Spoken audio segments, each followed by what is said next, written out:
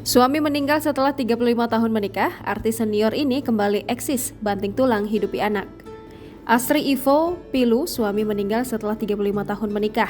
Kini dia banting tulang hidupi anak dengan kembali eksis di dunia hiburan. Seperti apa kehidupan Astri Ivo kini? Seorang artis masih merasakan duka setelah suami tercintanya meninggal dunia.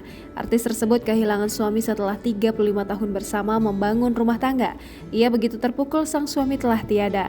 Sosoknya selama ini selalu setia mendampingi sang suami. Kini ia pun harus mengikhlaskan kepergian orang tercintanya itu.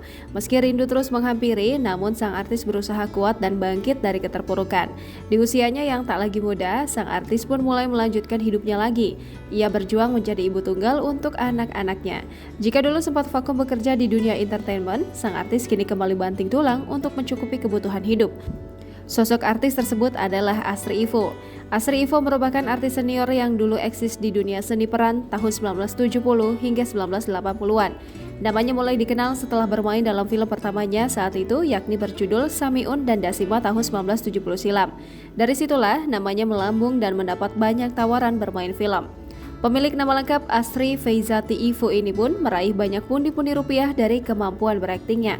Namun Astri rupanya sempat vakum cukup lama dari industri hiburan. Ia memilih vakum setelah menikah dengan Daryola Yusyariahya pada 1986 silam.